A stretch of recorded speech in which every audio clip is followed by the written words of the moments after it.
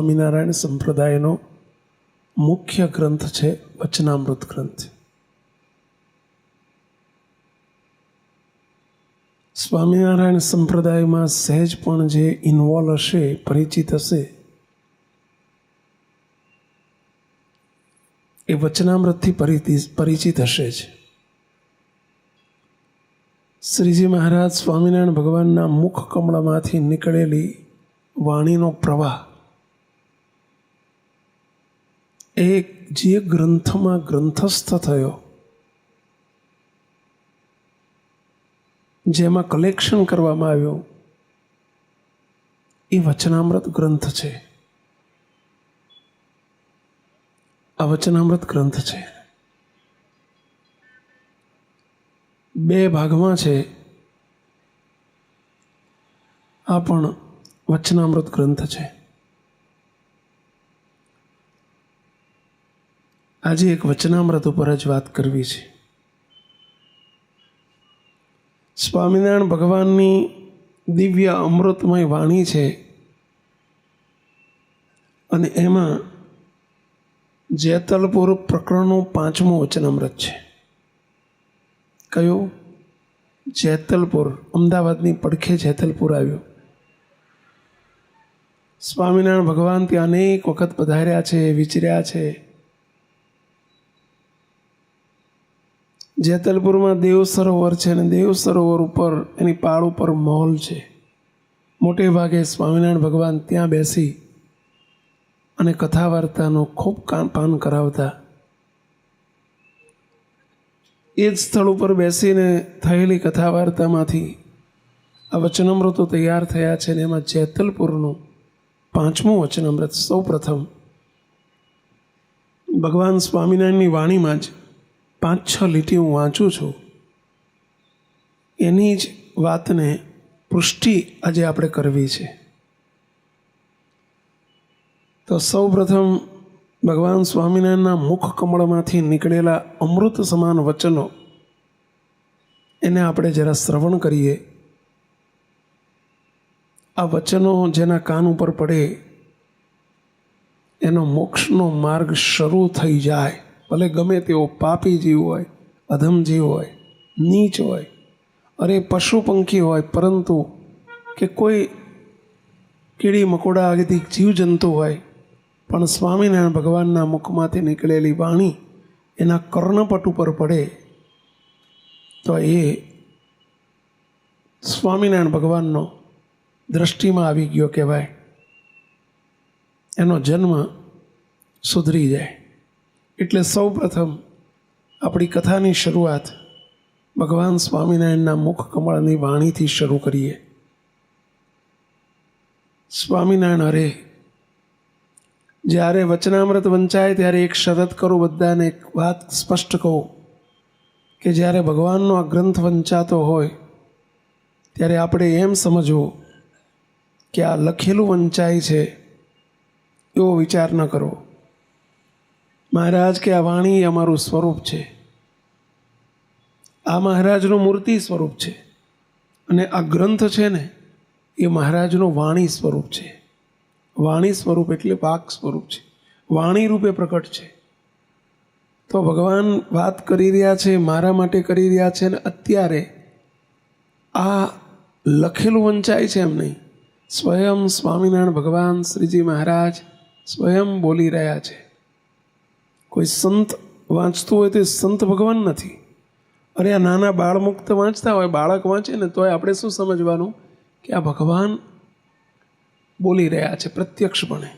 આવો દિવ્ય ભાવ સમજો. અને એવું સમજીને આપ બધા શ્રવણ કરજો કે આ વાત વંચાય છે એમ નહીં, સ્વામિનારાયણ ભગવાન અત્યારે પ્રગટ અને પ્રત્યક્ષપણે અહીં આ સભામાં બિરાજમાન થઈને મને મારા માટે કંઈક વાત કરી રહ્યા છે.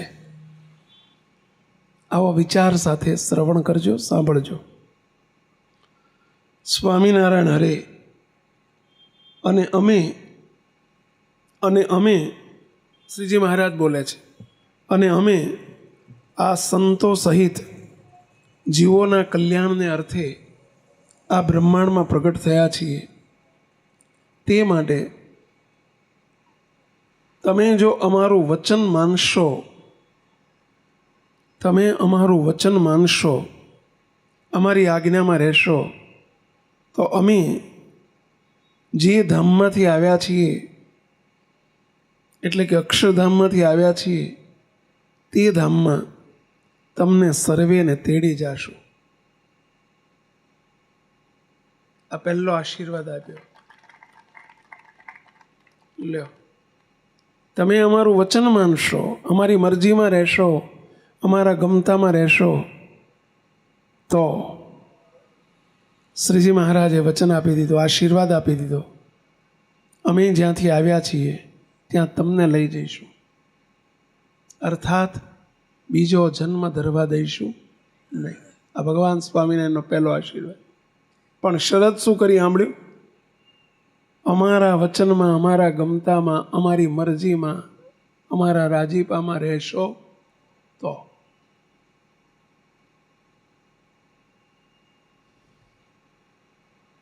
મુક્તો તમને કોઈ જોબ આપે, નોકરી આપે અને એમ કે તને 10,000 પગાર આપીશ, 3 મહિના પછી તને 10 નો 20 કરી આપીશ, પણ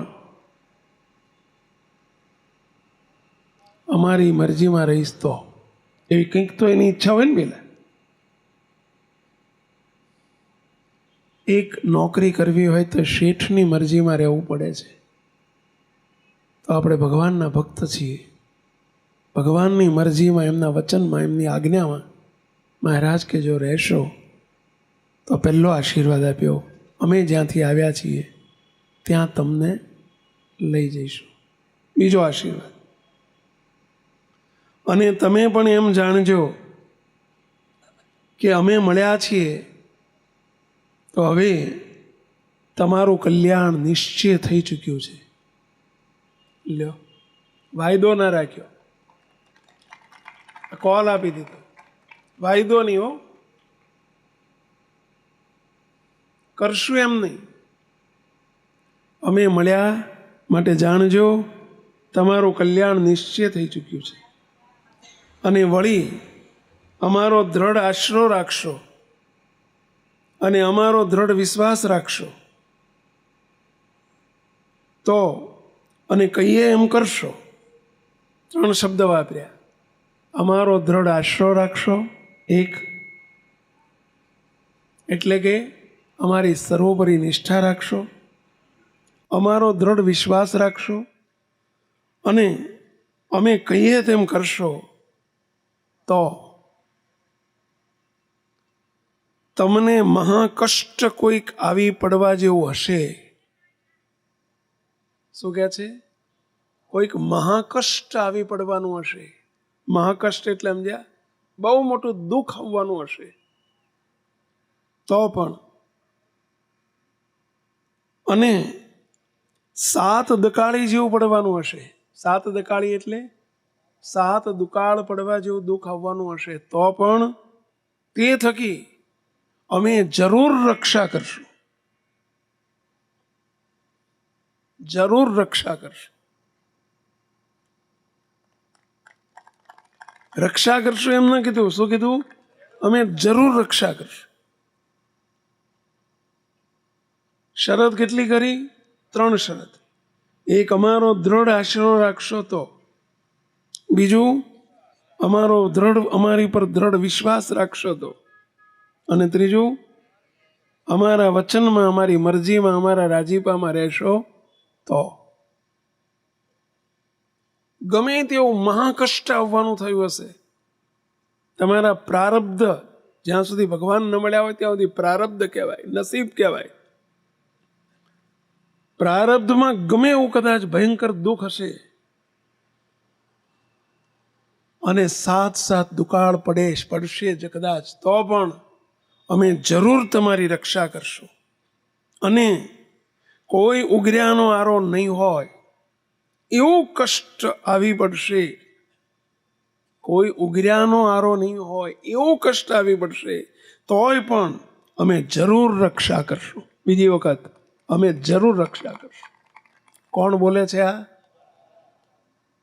આ કોઈ સામાન્ય વ્યક્તિના આશીર્વાદ નથી. જેના તેના આશીર્વાદ નથી. સ્વયં શ્રીજી મહારાજના મુખમાંથી નીકળેલી વાણી છે, ભગવાન સ્વામિનારાયણના મુખ કમળમાંથી નીકળેલા આશીર્વાદ છે. સૂર્ય ફરે, ચંદ્ર ફરે, અનંત કોટી બ્રહ્માંડ ફરે, પણ ભગવાનના મુખમાંથી નીકળે એ ફરે. મહારાજ બોલ્યા છો, અને કોઈ ઉઘર્યાનો આરો નહીં હોય, એવું કષ્ટ આવી પડશે તો એ પણ અમે જરૂર રક્ષા કરશો. પણ ફરી ગયા છે. અમારા સત્સંગના ધર્મ બહુ રીતે કરીને પાળશે તો, અને સત્સંગ રાખશો તો. અને જો નહીં રાખો, મહારાજે બે કહી દીધું, નહીં રાખો તો મહાદુઃખને પામશો. વિશ્વાસ નહીં રાખો, સત્સંગ નહીં રાખો, મરજીમાં, ભગવાનની મરજીમાં, આજ્ઞામાં નહીં વર્તો તો મહાદુઃખ આવશે. લ્યો, પેલો આશીર્વાદ આપ્યો અને પછી શ્રાપ પણ આપી દીધો. જો અમારી મરજીમાં ને આજ્ઞામાં નહીં રહો તો મહાદુઃખ પામશો, અને અમારે ને તમારે કોઈ લેણા દેણા નહીં રહે, કોઈ લેવા દેવા નહીં રહે. લ્યો, ભગવાન છૂટાછેડા આપી દીધા, ડિવોર્સ આપી દીધા, ફારગતી આપી દીધી. અમારે ને તમારે કોઈ લેવા દેવા નથી જો આ પ્રમાણે નહીં વર્તો તો. હવે સારું એ આપણું આશીર્વાદ જોઈએ છે કે શ્રાપ જોઈએ છે? કેટલાને આશીર્વાદ જોઈએ છે? પરંતુ શરત સાંભળીને બેલા, 3 શરત. અમારો દ્રઢ આશરો રાખશો, અમારામાં દ્રઢ વિશ્વાસ રાખશો, અને અમારા વચનમાં, અમારા ગમતામાં, અમારી આજ્ઞામાં નિરંતર વધશો તો મહાપ્રલય જેવું દુઃખ આવી પડશે. કોઈ ઉઘર્યાનો ઉપાય નહીં હોય. 7 દુકાળ પડવાનો એવો સંજોગાઈને ઉભો રહેશે. ઉપરા ઉપરી હાથ દુકાળ પડશે તો પણ અમારા ભક્તની રક્ષા અમે જરૂર કરશું, જરૂર કરશું, જરૂર કરશું. 3 વખત ભગવાન સ્વામિનારાયણ બોલ્યા છે. આપણે જરા ભગવાનના આશીર્વાદને તાળીથી એક વખત વધાવી લઈએ. તો વાહ મહારાજ, વાહ. હવે આપણા હાથમાં છે. મુક્તો આ લોકની વ્યક્તિ રક્ષા શું કરશે આપણી? પણ ભગવાન રક્ષા કરનારા બની જાય, આપણે ચિંતા કરવાની રહી જ નહીં. બધી ચિંતા કોણ કરે? પહેલા આપણી મહારાજ કરે. જેમ બાળકની ચિંતા એના મા બાપ કરે છે, એમ ભગવાન આપણે ભગવાનના દીકરા બાળક થઈ જઈએ, ભગવાન આપણી સર્વે ચિંતા કરે. એવો શ્રીજી મહારાજે, સ્વામિનારાયણ ભગવાને પોતાના ભક્તજનોને આ લોકનો આશીર્વાદ આપ્યો અને પરલોકનો આપી દીધો. ખબર પડી કે અમે જે ધામમાંથી આવ્યા છીએ તે ધામમાં અમારા ભક્તને અમે જરૂર તેડી જઈશું. એને બીજો જન્મ નહીં ધરવા દઈએ. પેટની ચિંતા કરી દીધી અને ઠેઠની ચિંતા કરી દીધી. બોલો, પેટનો આશીર્વાદ આપી દીધો અને ઠેઠનો આપી દીધો. મુક્તો અને આ વહીભંજન ભગવાન સ્વામિનારાયણ, એમણે પળે પળે પોતાના ભક્તોની રક્ષા કરી છે. દીનાનાથ ભટ્ટે સ્વામિનારાયણ ભગવાનની જોડે રહેલા એક મહાન વિદ્વાન હતા, દીનાનાથ ભટ્ટ, અને એમણે 8 શ્લોકનું અષ્ટક બનાવ્યું છે સંસ્કૃતમાં, અને એમાં પહેલો જ શ્લોક લખ્યો છે, ભવસંભવ ભીતિ ભેદનમ સુખ સંપત કરુણા નિકેતનમ વ્રતદાન તપ ક્રિયા ફલમ સહજાનંદ ગુરુ ભજે સદા. આ પહેલો શ્લોક છે. ભવસંભવ ભીતિ ભેદનમ, મોટામાં મોટો મનુષ્યના માથે મોટામાં મોટો ભય કોઈ હોય તો જન્મ મરણનો ભય છે. અને એ ભીતિને ભેદનારા હે સ્વામિનારાયણ ભગવાન, તમારો જે થયો એને તમે બીજો જન્મ ધરવા દેતા નથી. ભવ સંભવ ભીતિ ભેદનમ સુખ સંપત કરુણા નિકેતનમ. તમારો જે ભક્ત થાય એને સુખ સંપત્તિના દેનારા તમે છો. અને આ આશીર્વાદને લઈને બોલો, દુનિયા આખી કહે છે, તમે સાંભળ્યું હશે, બિન સત્સંગી હોય ને તો એમ તો કે મારા બેટા સ્વામિનારાયણ સુખી બહુ હોય, આવું જોજો કહેતા હશે. સાંભળ્યા તમે કોઈને પહેલા? કેટલા એવું સાંભળેલું છે, આંગળી ઊંચી કરો. ભલે બોલતા જાય મારા બેટા સ્વામિનારાયણ, બોલતા જાય ને ભલે કહેતા જાય મારા બેટા સ્વામિનારાયણ સુખી બહુ હોય. પણ એ સુખી હોય એનું કારણ શું છે? મોટામાં મોટું કારણ છે કે ભગવાન સ્વામિનારાયણનો આશરો છે અને ભગવાન સ્વામિનારાયણનો આશીર્વાદ છે. આશીર્વાદ છે એટલે આશીર્વાદ છે. શ્રીજી મહારાજનો આશીર્વાદ છે.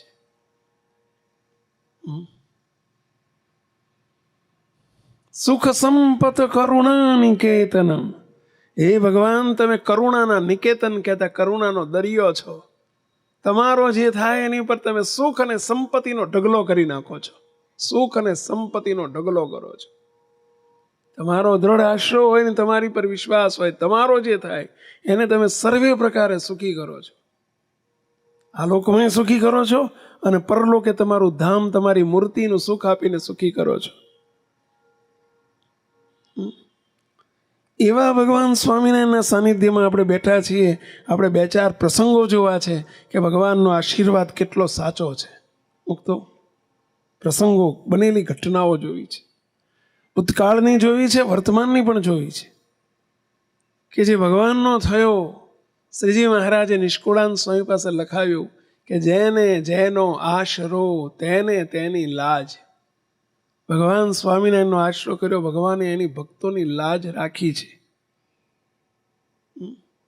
આપણે નાના હતા ત્યારે ભણવામાં એક કવિતા આવતી, તમારે અત્યારની ચોપડીઓ નહીં આવતી હોય પણ જેટલા ખુરશી ઉપર બેઠેલા વડીલો છે ને એમને આવતું હશે કે હરિને ભજતા હજી કોઈની લાજ જતા નથી જાણી રે, જેની સુરતા શામળિયાની સાથ વધે વેદવાણી રે. આવી કવિતા આવતી, કેટલાય સાંભળેલી છે? આંગળી ઊંચી કરો જોઈ. આવી કવિતા ભણવામાં આવતી. હરિને ભજતા હજી કોઈની લાજ જતા નથી જાણી રે, જેને ભગવાનને ભજન કર્યું એની લાજ જતી નથી કોઈ દિવસ. એની લાજ ભગવાન રાખે છે. પ્રેમાનંદ સ્વામીએ પોતે કીર્તનમાં બનાવ્યું છે, કીર્તનમાં લખ્યું.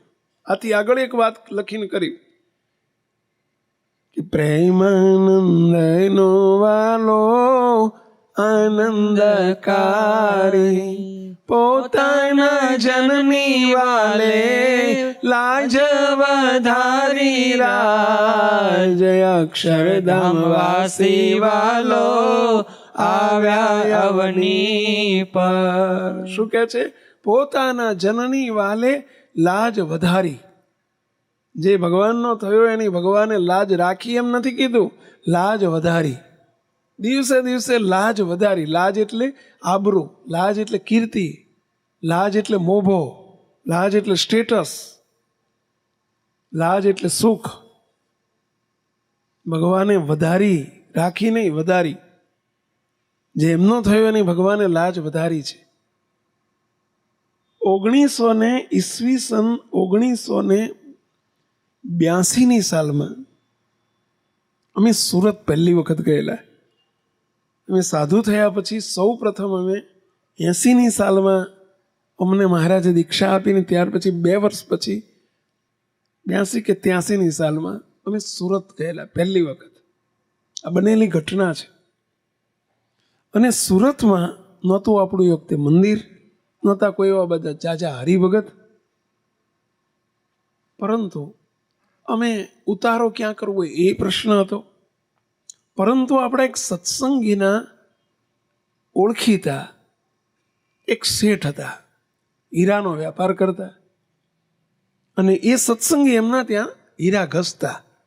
એમણે શેઠને કહ્યું કે શેઠ, અમારા સંતો અમદાવાદથી આવવાના છે, એક રાત ઉતરવું છે, શેઠ તમારા ઘેર ઉતારો આપશો? હું તો ભાડાના ઘરમાં નાનકડા ઘરમાં રહું છું, પરંતુ જો તમે ઉતારો આપો તો બહુ સારું. એણે પ્રાર્થના કરી. શેઠ સ્વામિનારાયણના સત્સંગી હતા, આપણી સાથે કોઈ પરિચય નહોતો, પરંતુ શેઠે કહ્યું સંતો આવતા હોય તો ભલે મારા ઘેર ઉતરે. અમે એમના ઘેર ઉતરેલા સુરતમાં. એમને હું આજે યાદ કરું છું. શેઠનું નામ હતું બટુકભાઈ. શું નામ હતું? બટુકભાઈ શેઠ.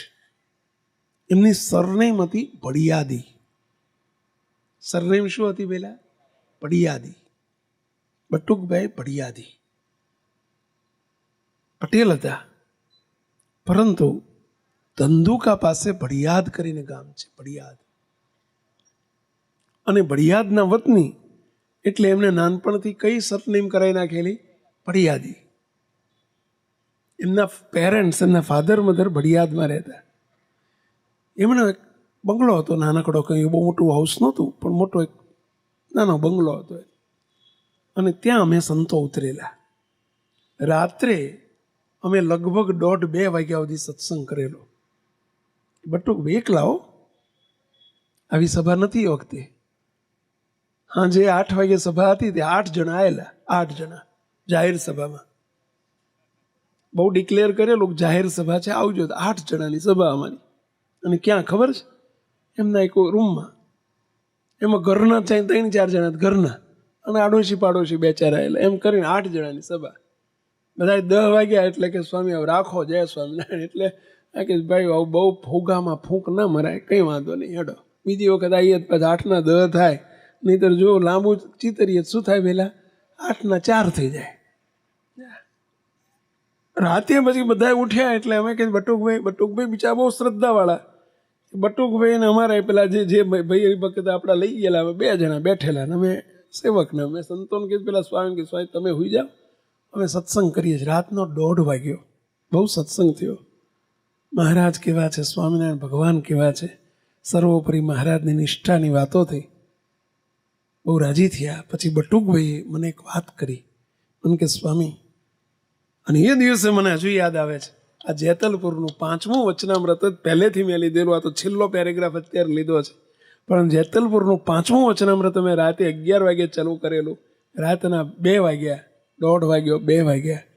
અને જ્યારે આ વાત આવી કે સ્વામિનારાયણ ભગવાન કહે છે કે અમારા ભક્તની સર્વે પ્રકારે હું રક્ષા કરું છું, ત્યારે બટુકભાઈ બોલ્યા, સ્વામી આ તો લખાણમાં આવ્યું, પણ મને થયેલો મારે એક અનુભવ કહેવો છે કે ભગવાન સ્વામિનારાયણ કેવી રક્ષા કરે છે પોતાના ભક્તોની, પોતાનો જે થાય એની કેટલી રક્ષા કરે છે.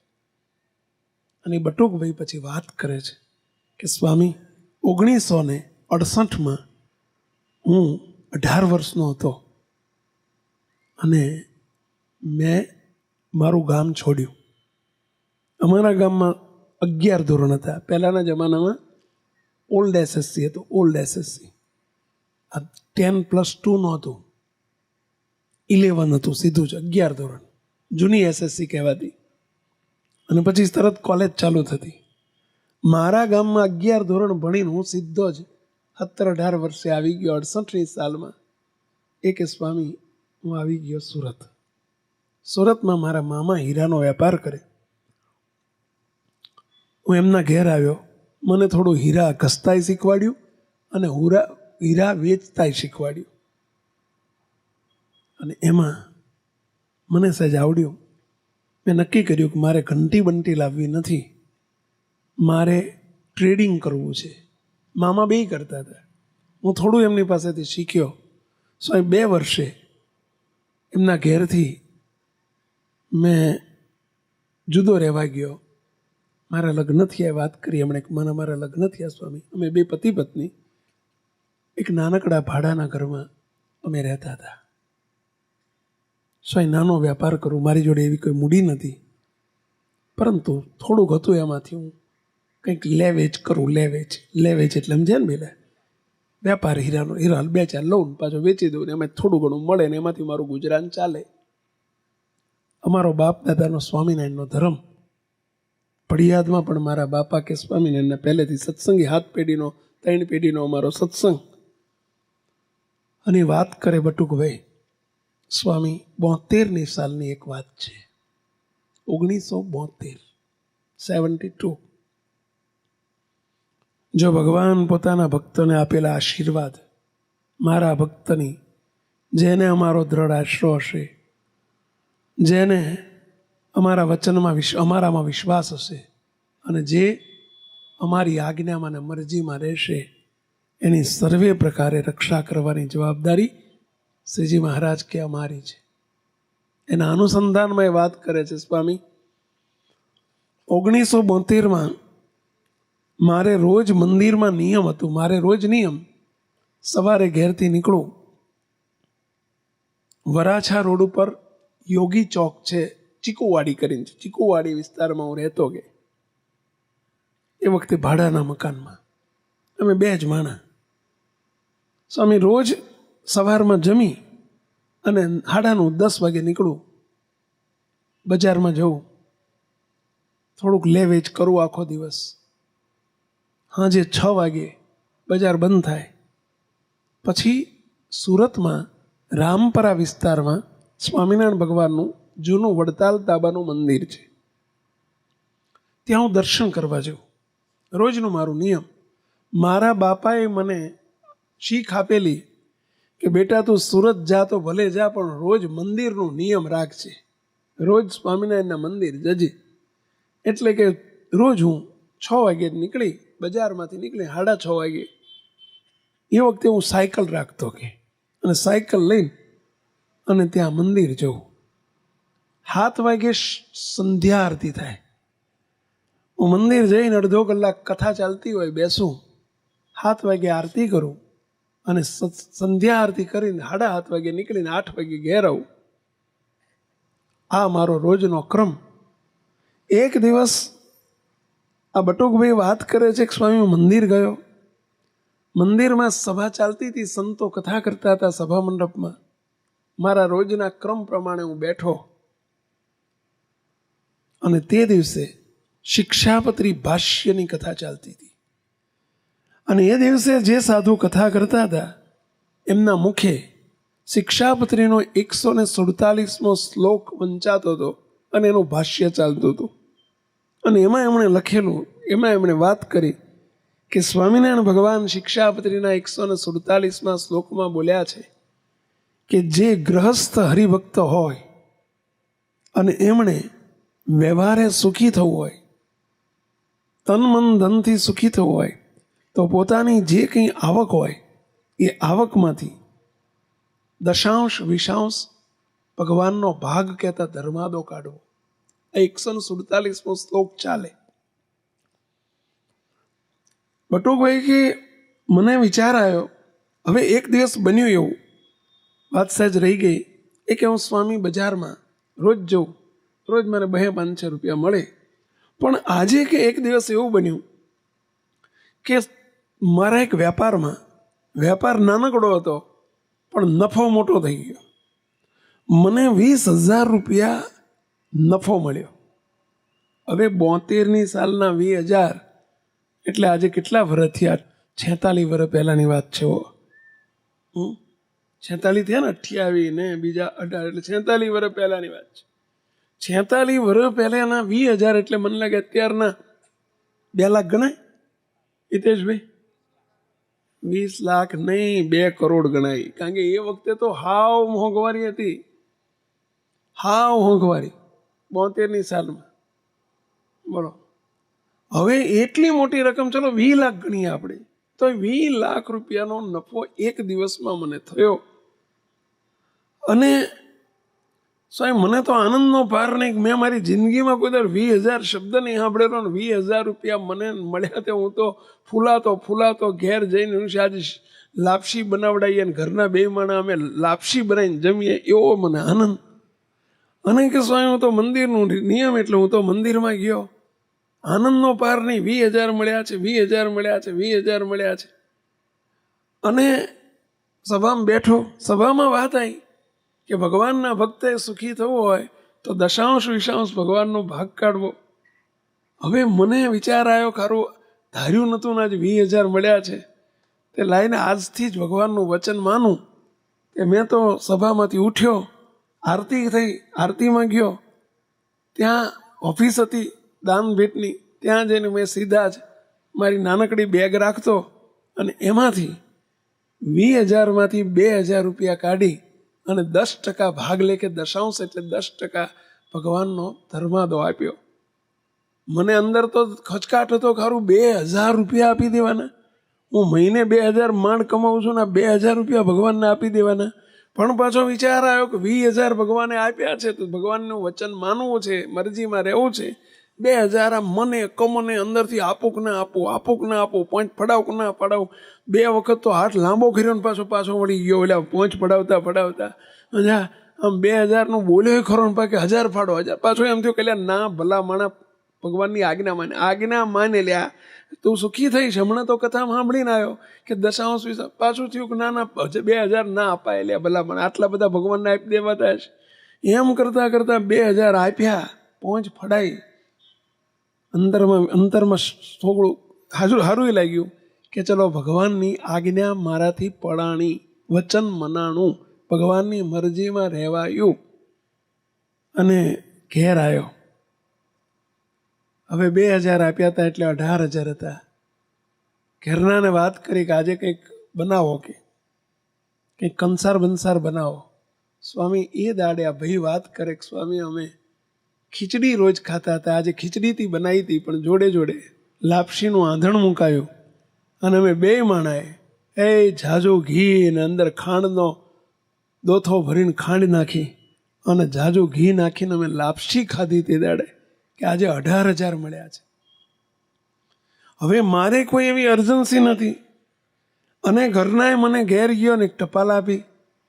ટપાલ મારા બાપુજીની ટપાલ હતી ને ગામડેથી આજે ટપાલ આવેલી અને ટપાલમાં લખેલું કે દીકરા બટુક, હમણાં ખેતીમાં બહુ હારાવાટ નથી, પાણી છે નહીં, પાણી વગર મોલ હુકાય છે. આ બધો ભાલ દેશ કહેવાય.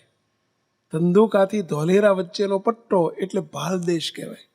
અને ત્યાં પાણીની કાયમી આજે બહુ તકલીફ છે ભાલ દેશમાં.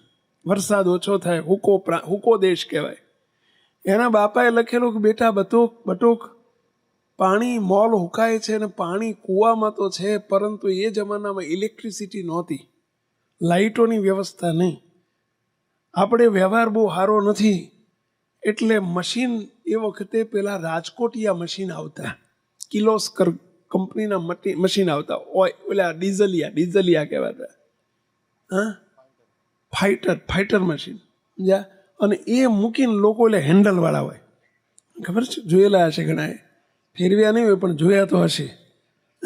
અને એવું મશીન એને લખેલું ડોહાએ બાપાએ કે બેટા બતુક આપણી જોડે સગવડ નથી, કૂવામાં પાણી છે પરંતુ સગવડ નથી. જો એકાદું મશીન હોય ને તો પાણી કાઢીને ખેતરમાં પવાય, પાણી પવાય તો મોલ લીલો રહે, નહીંતર આ વખતે કંઈ પાકશે નહીં. એવી રીતે જરા બાપાએ ખાલી વાત લખેલી. બટુકભાઈના હાથમાં પત્ર આવ્યો. એ વાત વિચારી કે બાપા બિચારાએ મને પેટે પાટા બાંધીને ભણાયો છે અને એમણે આજ પહેલી વખત મારી આગળ રજૂઆત કરી છે. એવું નથી લખ્યું કે મને લાવી આપજે, કારણ કે બાપા જાણે છે કે હું મારા માંડ રોટલા કાઢું છું, ત્યાં મશીન લાવી આપવાનો વેદ ક્યાંથી હોય. પરંતુ સહેજ લખેલું કે આવી તકલીફ છે, હોય તો સારું. અને બટુકભાઈ બહુ સંસ્કારી, એમણે વિચાર કર્યો આજે વગર વણ ઈચ્છે 18,000 રૂપિયા મળ્યા છે અને લાઈને બાપાને જઈને આપું. બાપાએ જિંદગીમાં મારી જોડે પૈસો માગ્યો નથી, મને આપ કર્યા છે. મારે પૂરું નહોતું થતું તો મને બાપા મોકલતા કે ભાઈ ચિંતા ના કરીશ, તો આજે બાપાની ચિંતા મારે દૂર કરવી છે, એવો વિચાર થયો. કરનાને વાત કરી કે બાપાનો કાગળ છે ને આજે 18,000 રૂપિયા કમાઈને આવ્યો છું, આપણે હમણાં કંઈ ખેંચ છે નહીં તો બાપાને આપી આવું. બાપા મશીન લાવે ને ત્યાંથી બાપાને પાણીમાંથી પાણી કાઢે ને મોલ હુકાય નહીં એવું કરવું છે. ઘરવાળા સંસ્કારી, સૌથી સારું આપી આવો બાપાને કે જાઓ. બીજે દાડે સવારે, બીજે દાડે શનિવાર હતો, વિચાર કર્યો કે શનિ રવિ 2 દાડા જઈને ઘેર રહી આવું, એકાદ દાડો બાપાને રૂપિયા આપી આવું ને કહું બાપા તમારી જાતે તમે રાજકોટ જઈને મશીન લઈ આવજો. ઘેર ગયા. શનિવારની સવારની ટ્રેનમાં ગાડીમાં, પોતે ધંધુકા ગાડી જતી સુરતથી ધંધુકાની, ટ્રેનમાં બેઠા. રોજના ક્રમ પ્રમાણે કાયમ જતા, એટલે એમને ખબર કે ગાડી રેલવે સ્ટેશન ઉપર, ધંધુકાના સ્ટેશન ઉપર રાત્રે 8 વાગે ગાડી પહોંચે અને 8:30 અડધો કલાક પછી સામે એસટી સ્ટેન્ડ હતું અને એસટી સ્ટેન્ડ ઉપરથી પડિયાદની બસ રાત્રે 8:30 વાગે ઉપડે. આ કનેક્શન હતું. પણ તે દિવસે સુરતથી ધંધુકાની ગાડી લેટ થઈ, એટલે ગાડી મોડી પડી. 9:09 પહોંચી. ઉતાવળા એ તો નીચે ઉતરીને જ્યાં બસ સ્ટેન્ડ સામે જતું બસ સ્ટેન્ડે ગયા. ઇન્કવાયરી ઓફિસમાં પૂછપરછ કરી, ભાઈ પડિયાદની બસ? તો કે તો ઉપડી ગઈ, 8:30 વાગે ઉપડી ગઈ. હવે બીજી બસ સવારમાં 8:30 ઉપડે. ભારે કરી. હવે રાતે રહેવું ક્યાં? પ્રશ્ન ઊભો થયો કે રાત ક્યાં રહેવું. એમને કોઈ ધંધુકામાં ઓળખાણ નહીં. એ જમાનામાં અત્યારની જેમ આવા મોટા ગેસ્ટ હાઉસ ને આવું બધું, જે બધું એવી હોટલો ને એવું બધું નહીં, રહેવાની વ્યવસ્થાએ નહીં. ધંધુકા એવડું મોટું એ વખતે ડેવલપ થયેલું સિટી નહીં, કોઈને ઓળખે નહીં. વિચાર કર્યો, ખારું બેગમાં 18,000 રૂપિયાનું જોખમ છે અને રાત રહેવું પડશે, બીજો કોઈ વિકલ્પ નથી. રેલવે સ્ટેશને પાછા આવ્યા. જોયું ત્યાં ઓફિસમાં, પૂછપરછ ઓફિસમાં સાહેબ રેલવે માસ્ટર ત્યાં બેઠેલા. કહ્યું, સાહેબ આપ એ માસ્તર છો? તો કે હા. રહો છો ક્યાં? અહીંયા જ ક્વાર્ટર્સ છે બાજુમાં, ક્વાર્ટર્સમાં રહું છું. સ્ટેશન ઉપર જ ક્વાર્ટર્સ હતા, એમાં રહું છું. એકલા છો? તો કે ના, મારા ફેમિલી સાથે રહું છું. વિનંતી કરી, સાહેબ એક કામ કરશો?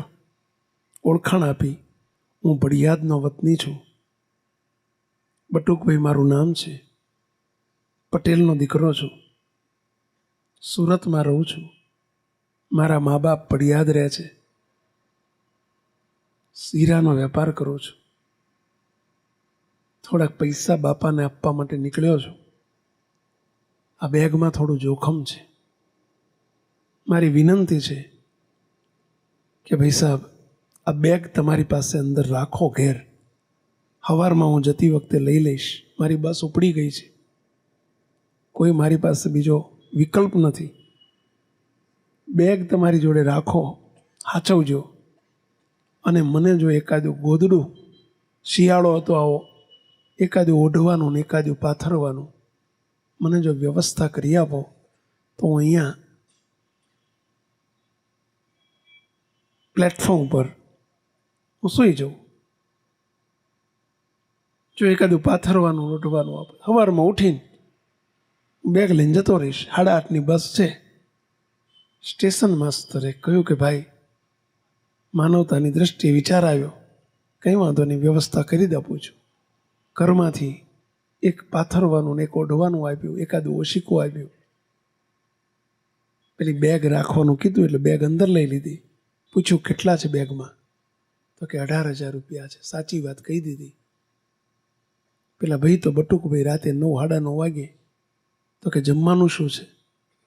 મેં લારીએથી સામે કેળા 4, 5, 6 લઈને જમી લીધા છે, મારે કંઈ બીજું જમવું નથી.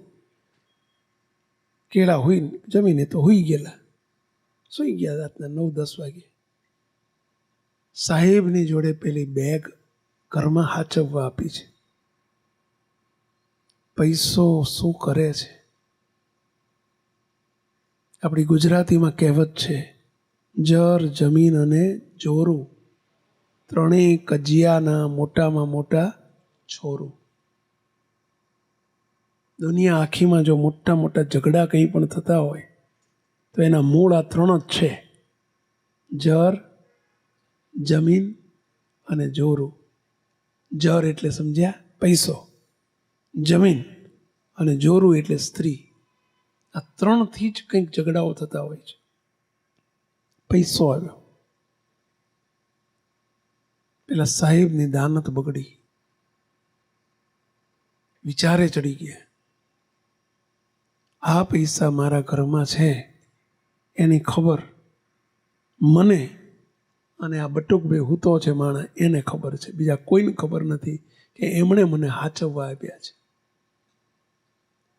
જો આને હું પતાવી દઉં રાતમાં તો આ બધા પૈસા મને મળી જાય. આવો અઘટિત વિચાર આવ્યો. આની ખબર સુતેલા બટુકભાઈને નથી, પરંતુ સ્વામિનારાયણ ભગવાન જેના ભક્ત છે ને, જેણે આશીર્વાદ આપ્યો છે, હમણાં જ આવ્યું, અમારો જે ભક્ત હોય એની અમે સર્વે પ્રકારે રક્ષા કરીએ છીએ. એમને ખબર છે ભગવાન તો અંતર્યામી છે. સાહેબે વિચારે ચડી ગયા શું કરું તો આને પતાવી દેવાય, આ પૈસા મારા થઈ જાય. ધ્યાન રાખજો ભાઈઓ, અહીં બેઠેલા બધાને વિનંતીપૂર્વક કહીએ છીએ, કોઈ દિવસ અધર્મનો, અનીતિનો આપ એક પૈસો પણ આપણા ઘરમાં ક્યારેય ન આવવા દેશો. એવી અહીં બેઠેલા સભાજનોને વિનંતીપૂર્વક કહું છું ભાઈઓ, બે હાથ જોડીને કહું છું. કોઈને દુભવીને, કોઈને દુખવીને, કોઈ કપટથી, કોઈ દંભથી, કોઈનું પડાવી લઈને, કોઈ પણ રીતે લાંચથી, રૂશ્વતથી, કોઈ પણ રીતે અનીતિનો પૈસો ઘરમાં આવશે, દુખી દુખી દુખી કરી નાખે. મુક્તો સનાતન સત્ય હકીકત છે. એવો પૈસો ઘણાને એમ થશે કે સ્વામી ખોટું કરીને લીધેલા પૈસા વાળા જ સુખી હોય છે. અત્યારે મહેનત કરીને મરી જઈએ તો નહીં તો પૈસો ભેગો જ ના થાય, ખોટું કરીએ તો જલસા કરાય, ઘણા એવું કહેતા હોય છે. પરંતુ મુક્તો અમારો વર્ષોનો અનુભવ છે ને ભગવાન સ્વામિનારાયણે પણ શાસ્ત્રોમાં કહ્યું છે, મોટા મોટા સંતોએ પણ કહ્યું છે, દૂધપાક તમે એલાયચી, ચારોલી, પિસ્તા, બદામ, કાજુ, કેસર નાખેલો દૂધપાક જમો, પરંતુ અંદર એક માખ જો અંદર આવી જાય ને, માખ બોલો, અંદર જો જતી રહી પેટમાં, શું થાય ખબર છે?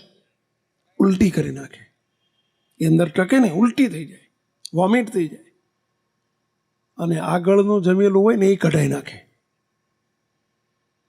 મુક્તો નીતિનો પૈસો પછે, પણ અનીતિનો લાંબો સમય ન ટકે. રોઈ રોઈને, હસી હસીને લેવાનો હોય છે અને રોઈ રોઈને ભોગવવાનું હોય છે.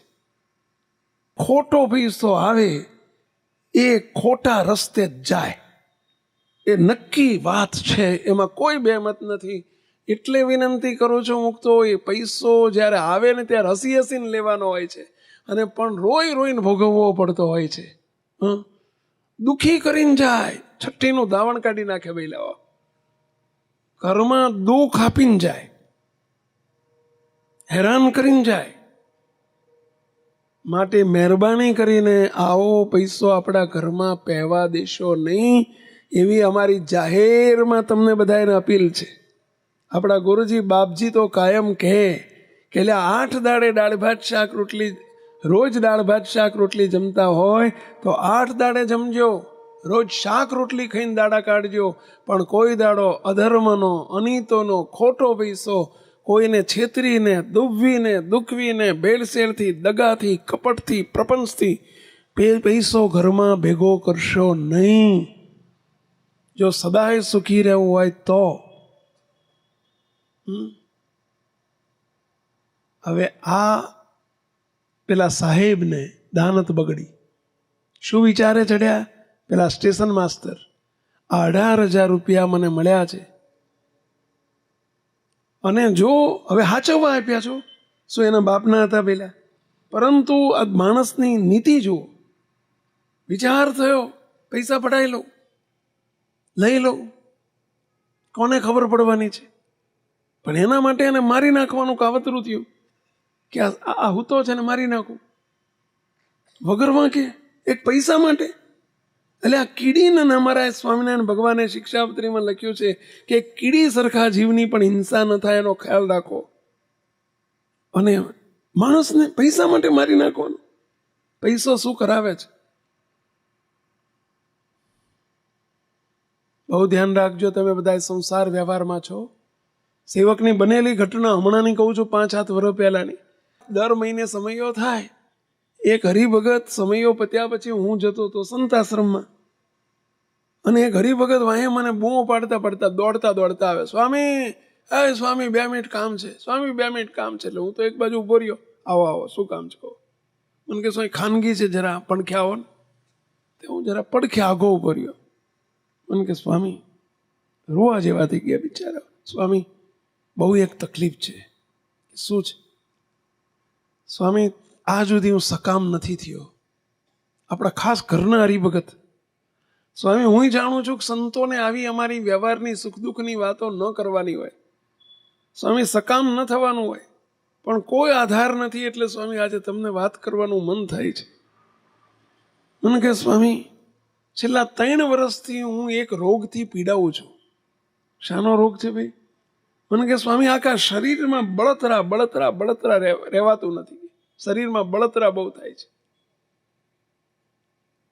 સ્વામી, હું અમદાવાદની દવા કરી, સ્વામી મુંબઈ જઈ આવ્યો, દિલ્હી જઈ આવ્યો, આમ ઠેઠ હૈદરાબાદ જઈ આવ્યો, મદ્રાસ જઈ આવ્યો. સ્વામી, મને કોઈ કહે કે અહીંયાથી દવા લાવો મટી જશે. સ્વામી, બધે જઈ આવ્યો. 3 વર્ષમાં રૂપિયા 5-8 લાખ રૂપિયાનો ખર્ચો કર્યો, પણ સ્વામી કોઈ સંજોગમાં મટતું નથી. બાપજી પાસે હું 6 મહિના પહેલા આવ્યો, બાપજી આગળ રડ્યો. બાપા કે તું ગોધર જઈ આય, ગોધરના અભિષેક કરી આય. સ્વામી, હું ગોધર જઈ આવ્યો. આપણું પંચમહાલમાં મંદિર છે ગોધર કરીને, અને ત્યાં સ્વામિનારાયણ ભગવાનનો આશીર્વાદ છે. ગમે તેવો કોઈ દુઃખી હોય પણ એ ત્યાં ગોધર જાય, અભિષેક કરાવે, ગમે એવા દુઃખ એના જતા રહે, એવો આશીર્વાદ છે ને. કે હજારોના દુઃખ ગયા છે. એ કે સ્વામી, હું ગોધર જઈ આવ્યો, 5ના બદલે 11 અભિષેક કરી આવ્યો, તો એ પૈસા બળતરા મળતી નથી.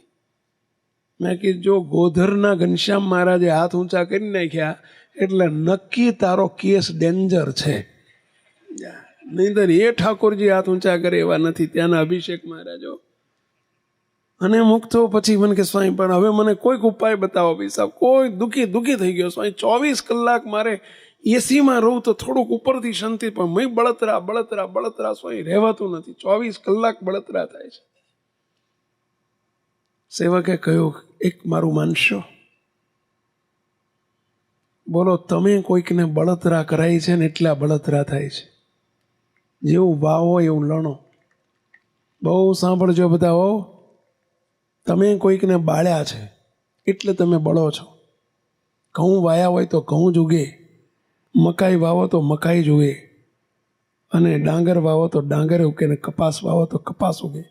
તમે કોઈને બળતરા વાવી છે એટલે તમને બળતરા થઈ છે. બોલો, તમે કોઈકને બાળ્યા છે એનું આ પરિણામ છે. એટલે કે કોઈકને તમે દુભવ્યા છે, દુઃખી કર્યા છે, એટલે તમે દુઃખી છો. આ એ ભાઈ ઉપર લઈને વાત ના લઈ જશો. આપણે પણ સાવધાન રહેજો. જેવું કરશો એવું ભોગવશો. પેલા ભાઈ કે ના સ્વામી, મેં કોઈને બાળ્યા નથી. મેં કીધું, એક કામ કરો, અડધો કલાક જાઓ બગીચામાં બેહો, એકલા વિચારો. અડધો કલાક પછી સેવક જોડે આવો, ફરતી જાઓ. તમે શાંતિથી વિચારો. સનાતન સત્ય છે. જેવું કર્યું હોય એ પ્રમાણે વાવો તેવું લણો, કરો તેવું ભોગવો. એની ભોગવટો છે આ બધો. એ બગીચામાં બેઠા, અડધો કલાક પછી આવ્યા. મને કે સ્વામી, મને એક વાત પકડાઈ છે. કે શું? સ્વામી, મારો નાનો ભાઈ 4-5 વર્ષ પહેલા એક્સિડન્ટમાં ધામમાં ગયો. સ્વામી, અમારું સુખી પરિવાર, પણ મેં એની ઘરવાળીને ભાગ આપ્યો નથી, એની પત્નીને મેં ભાગ નથી આપ્યો. સ્વામી, એમને એક દીકરી છે 10 વર્ષની. સ્વામી, એ દીકરી દીકરી બે મને દર મહિને 15 દાડે આવીને કગરે છે, બાપુજી અમારા ઘરનું ભાડું ચડ્યું છે, ભાડાની વ્યવસ્થા કરી આપો. ભાડે રહે છે બિચારા. બાપુજી 5,000 આપો ને, બાપુજી 5,000 આપો ને. મારી જોડે ઘણા છે પણ સ્વામી, હું એમને, મારો લોભી સ્વભાવ છે ને, મારાથી પૈસા છૂટતો નથી કે, એટલે એમને હું આપી નથી શકતો. તારું એ બળતરા મને નહીં નડતી હોય ને. મેં કીધું, એ જ નડે છે. મેં કીધું, દર મહિને કેટલા માગે છે? તો કે દર મહિને 5,000 માગે છે. મેં કે જો હું ને તમે બે જ ઊભા છીએ, નહીં તમારું હું ક્યાંય નામ ડિક્લેર કરું, પણ તમે સાચે સાચું કહો, એક સંતની આગળ ઊભા રહીને મહિને તમારી કમાણી કેટલી? મને કે સ્વામી મહિને 2-2.5 લાખ રૂપિયા કમાવું છું. અરે ભલા માણા, 2-2.5 લાખ કમાવું છું, 5,000 રૂપિયા તમે નથી આપી શકતા? મને કે સ્વામી મારો હાથ એવો છે ને છૂટતો જ નથી. મેં કે જો તમારે બળતરા મટાડવી છે, તમે આ 5-8 લાખ રૂપિયા ખર્ચ્યા તો એ દુઃખી છો, એમને રાજી કરો. એ ભગવાનના ભક્તો છે, એ દુઃખી થાય છે, ભગવાન દુઃખી થાય છે. એમને રાજી કરો. 5,000 નહીં, મહિને 10,000 આપો. એ 5 માગે છે ને 10,000 આપો. જાઓ, તમને હું લખી આપું, લાવો પેન કાગળથી. વગર દવાએ તમારી બળતરા મટી જશે. બોલો, તમે આ બળત બાળ્યા છે. જો અનીતિ નડે છે, શીખજો અહીં બેઠેલા બધા હો, કોઈ દિવસ જિંદગીમાં આવી ભૂલ ના કરતા, નહીતર ભોગવવી પડશે. મને કે સ્વામી ચાલુ કરી દઉં? કરી દો, અમારી આજ્ઞા કરીને કરી દો. દર મહિને તમારે સામે ચાલીને 10,000 આપી આવવાના. બીજે મહિને આયા, હું તો ભૂલી ગયો તો આ વાત, પણ બીજે મહિને સભામાં દર મહિને આવે એટલે આવીને દોડતા સ્વામી સ્વામી. મેં કે શું છે ઓલી બળતરા? તો કે સ્વામી 50% ઓછી થઈ ગયો. કેટલા આપવાને શરૂ કર્યા? 5,000. મને કે 5,000 તમે કીધું તો 5,000 ચાલુ કર્યા, 50% આપ્યા, 50% બળતરા મળે. મને કે સ્વામી હજુ પૂરી નથી કઈ? મેં કીધું પૂરા આપો, 10,000 આપો. તમે અત્યાર સુધી હેરાન કર્યા છે, હવે એમને રાજી કરો, રાજી કરો. જાઓ મુક્તો. એમણે 10,000 ચાલુ કર્યા. આ વાતને 3-4-5 વર્ષ થયા. 5 વર્ષમાં દર મહિને આવે છે, અને દર મહિને મને આમ લાઈનમાં ઊભા હોય, હું નીકળું ને એટલે એમને પૂછું આમ કરું, એટલે મને આમ કહે બહુ સારું, બહુ સારું, આમ કરું, આમ બોલે બહુ સારું. આ એમના શબ્દો હોય છે, બહુ સારું, બહુ. એટલે મને બોલે નહીં, પણ આમ કરે એટલે હું સમજી જાઉં. શું સમજી જાઉં? પેલા બહુ સરસ છે બોલો. પછી ફરિયાદ કરવા આવ્યા નથી. તો કોઈને બાળો નહીં, નહીતર આપણને બળતરા થશે. કોઈનું અનીતિનું લો નહીં, નહીતર આપણું એ અનંત ગણું કરીને જશે. કોઈ દિવસ જિંદગીમાં આ વિચાર ના કરશો, એટલી બધાને વિનંતી કરું છું. કોઈને ખબર નથી, પણ ભગવાન જાણે છે બધું. આ વિચાર સદા રાખજો. ધંધો કરતા હોય, વ્યવહાર કરતા હોય, તમે સંસારમાં છો, અને પૈસો ચીજ એવી છે કે ભલભલાના મનને બગાડી નાખે. આ પેલા ધંધુકાના સાહેબની, સ્ટેશન માસ્તરની પણ દાનત બગડી. વિચાર કર્યો કે આને હું પતાવી દઉં. શાના માટે થઈને? 18,000 રૂપિયા માટે થઈને પતાવી દઉં.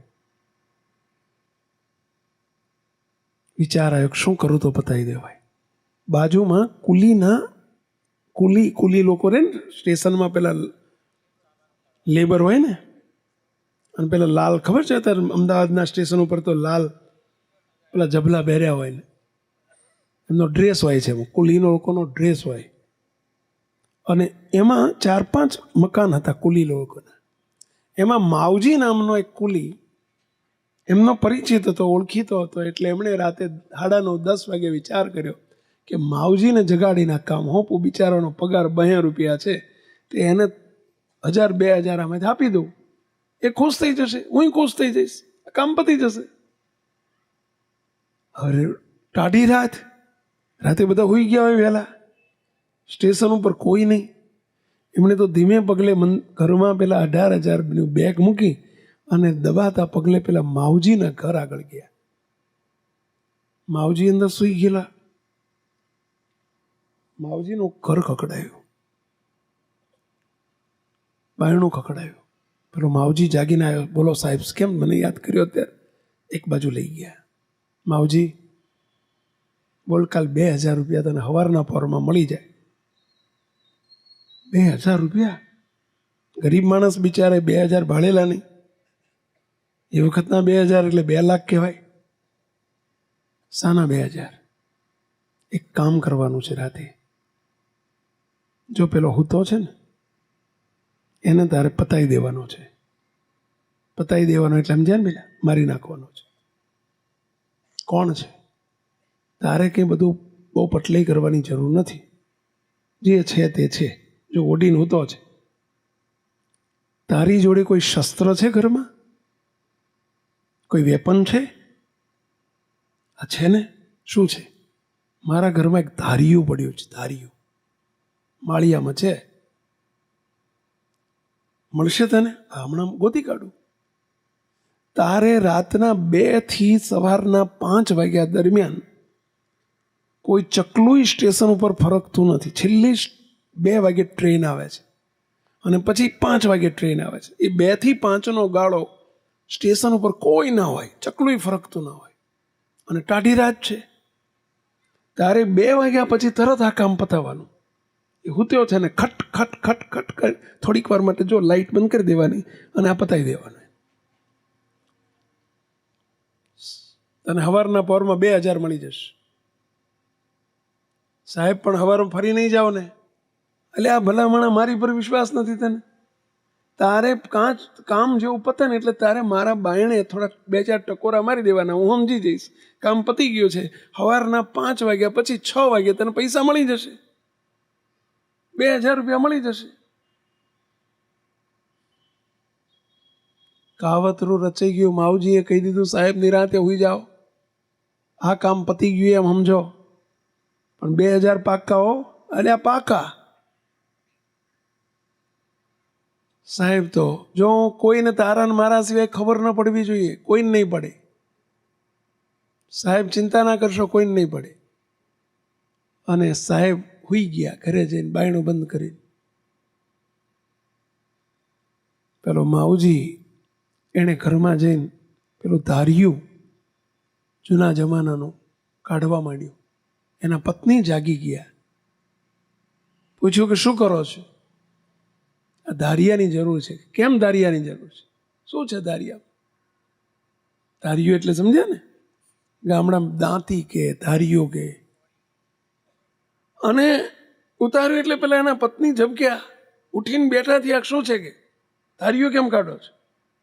કોકને મારવું હોય તો જ ધારિયો કાઢે. ગામડામાં પેલા થોરિયા કાપવા માટે ધારિયાનો ઉપયોગ કરે, ખબર છે ને? થોરિયા કાપવા.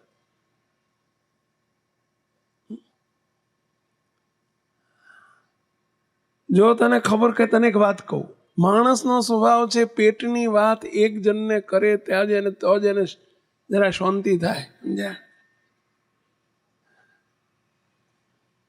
એટલે એને કહ્યું જો કોઈને કહેતી નહીં. શું છે?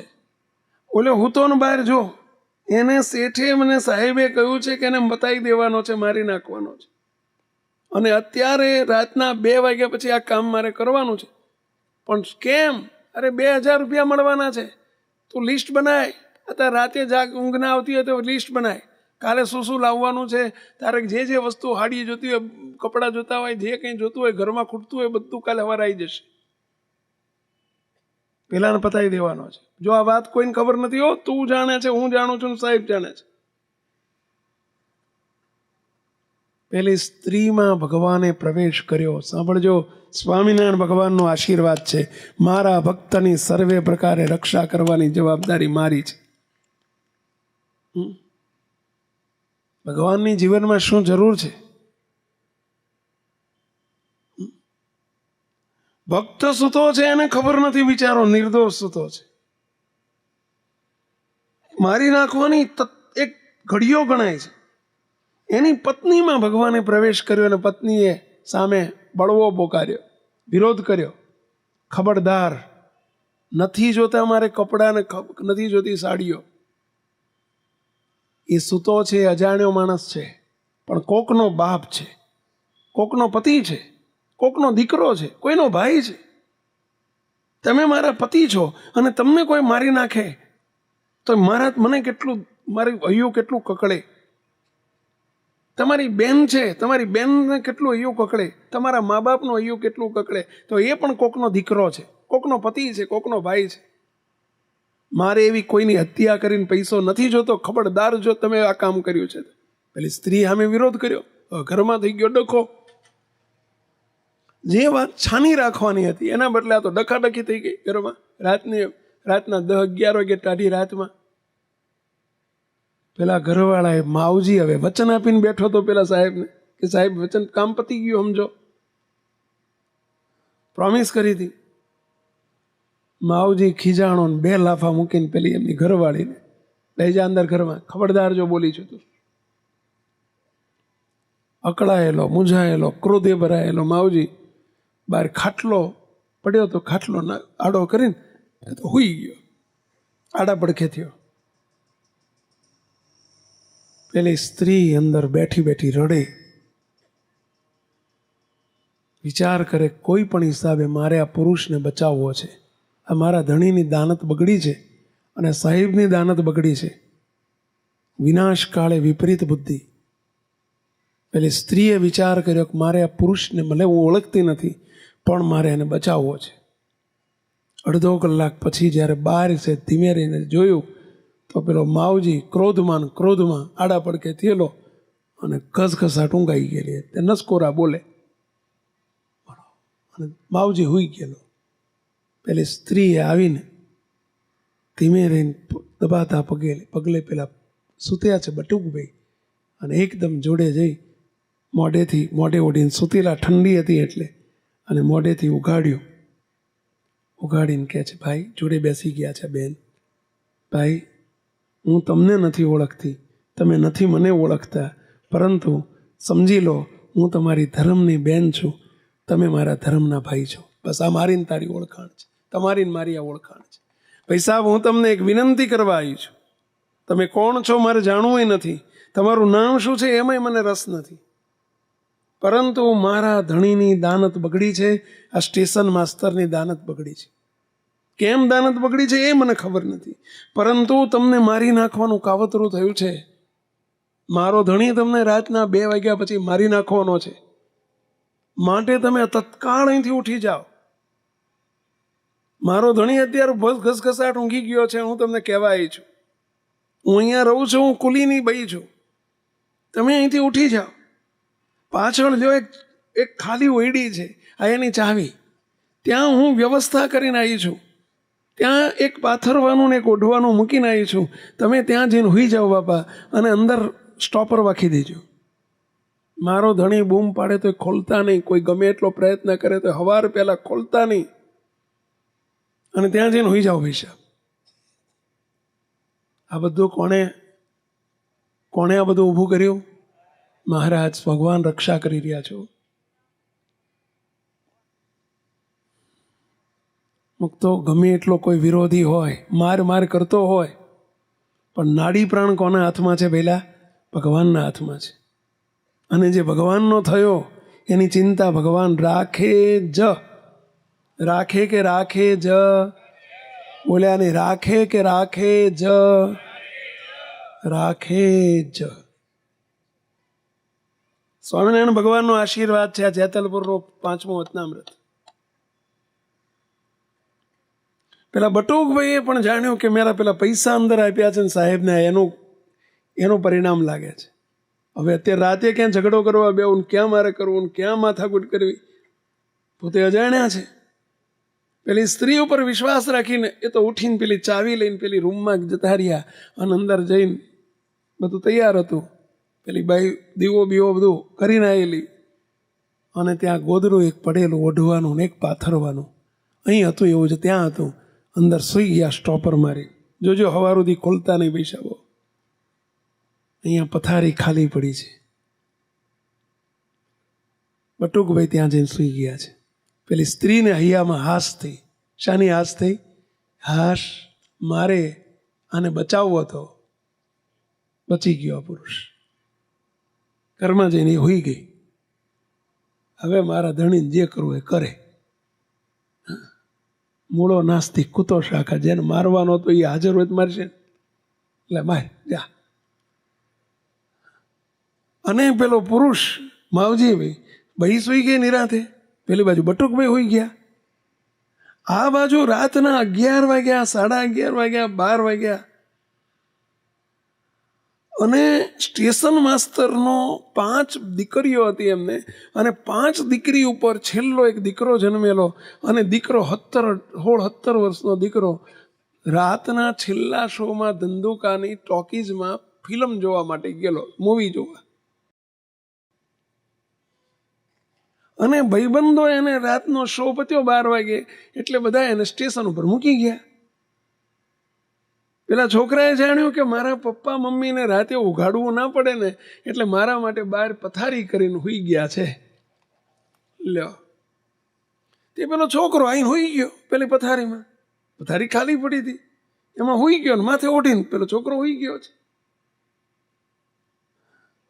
રાતના 2 વાગે ટ્રેન જ્યાં સ્ટેશન ઉપર આવી અને વિસલ વાગી અને પેલો માવજી એકદમ આંખ ઉઘડી ગઈ. આંખ ઉઘડીને તો આંખ ચોડવા માંડી. જોયો ઘડિયાળમાં 2 વાગેલા. હા, હારું થયું મારી આંખ ઉઘડી ગઈ, નહીતર હું સવારમાં સાહેબને મોઢું શું બતાવત. અને એણે તો પેલો ટ્રેન જતી રહી. 2 વાગ્યા પછી જ કામ પતાવવાનું હતું. પેલો ધારીઓ ઘસ્યું થોડુંક અને બરાબર થોડીક અણી કાઢી અને એ તો દબાતા પગલે આવીને લાઇટ બંધ કરીને આવી ગયો પથારી જોડે અને કામ સોંપ્યું હતું એ પણ પ્રમાણે ખાટ ખાટ ખાટ ખાટ લોહીની નદી વહેવા માંડી. ગુજરાતીમાં કહેવત છે, ખાડો ખોદે એ જ પડે. અને લોહી માંડ્યું વહેવા. ઓલ્યાને તો 2000નો આનંદ હતો. સાહેબ હુતાતા ટકોરા મારી દીધા, ખટખટ ખટખટ ખટ. સાહેબ સમજી ગયા કામ પતી ગયું છે. આઈને સૂઈ ગયો માવજી.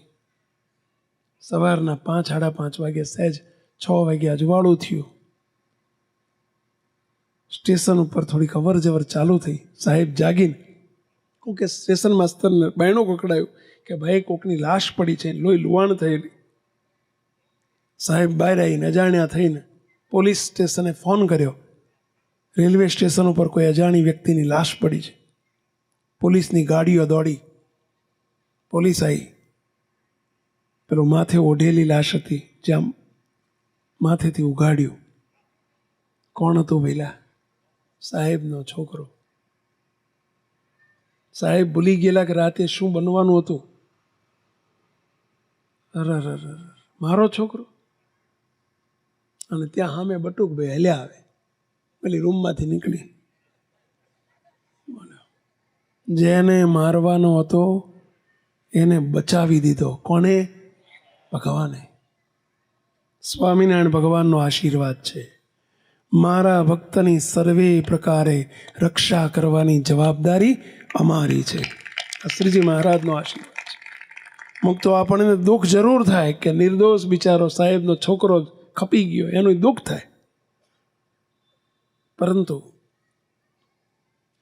ભગવાનનો દ્રઢ આશરો હતો 1, ભગવાનના વચનમાં વિશ્વાસ હતો 2, અને ભગવાનની આજ્ઞા પાળી હતી. કવિતાનું પેલા સંતના મુખે સાંભળ્યું હતું, અમારી આવકમાંથી 10મો ભાગ કાઢજો. ભગવાનની આજ્ઞા પાળી હતી. એને ખબર નહોતી.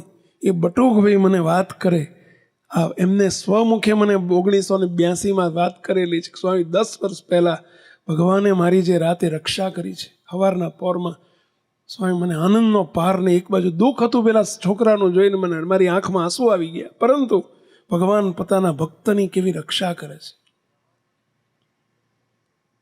બહુ ખ્યાલ રાખજો મુક્તો.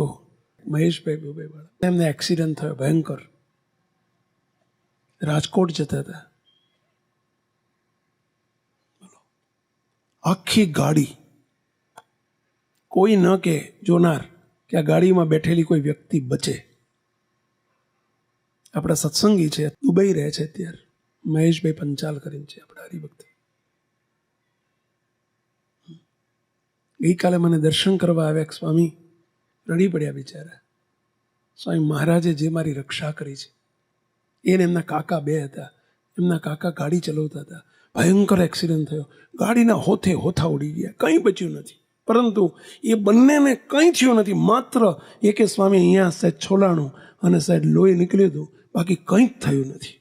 તો આ ભગવાન પોતાના ભક્તની કેવી રક્ષા કરે છે. તો આપ સૌને વિનંતી કરું છું, ભગવાનના થજો. ભગવાનના મોટા સંત પાસે એમને જોડે એમના આશીર્વાદમાં રહેજો. શ્રીજી મહારાજ સુખ અને સંપત્તિ દેનારા છે, રક્ષા કરનારા છે. સ્વામિનારાયણ ભગવાનનો કોલ છે, અમારા ભક્તની હું રક્ષા કરીશ. ભગવાન સ્વામિનારાયણ પોતાના ભક્તોની સર્વે પ્રકારે રક્ષા કરવાને માટે આ બ્રહ્માંડમાં હતા નહીં, આજે પણ છે. એટલે આ છે કે હશે, હતા કે છે?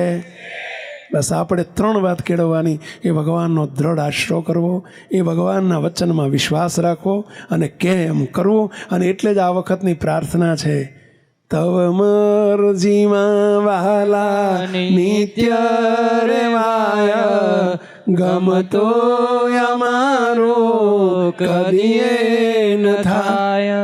તવ મરજીમાં વહાલા નિત્ય રેવાય, ગમતો અમારો કદીએ ન થાય. હે ભગવાન, તમારી મરજીમાં અમારાથી નિત્ય રહેવાય, અમારું ગમતું અમે કદી ન કરીએ.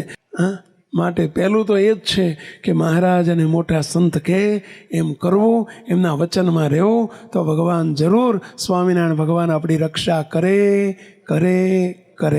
મહાપ્રભુના ચરણોમાં પ્રાર્થના કરું કે હે દયાળુ, તમારો કોલ છે, તમે રક્ષા કરજો. અને આ બધાય બેઠેલા આ લોકમાંય કરજો. અને ટાણું આવે ત્યારે પણ જન્મ મરણના ફેરા થકી સર્વેની રક્ષા કરજો. એવી મહાપ્રભુના ચરણોમાં પ્રાર્થના સાથે સર્વે મુક્તોને જય સ્વામિનારાયણ. આ વિડીયો જો આપને પસંદ આવ્યો હોય તો તેને લાઈક કરો અને શેર કરો. અને હા, આવા જ લેટેસ્ટ વિડીયો મેળવવા માટે SMVS કથા ચેનલને સબસ્ક્રાઇબ કરવાનું અને બેલ આઇકોન પર ક્લિક કરવાનું ન ભૂલતા હો.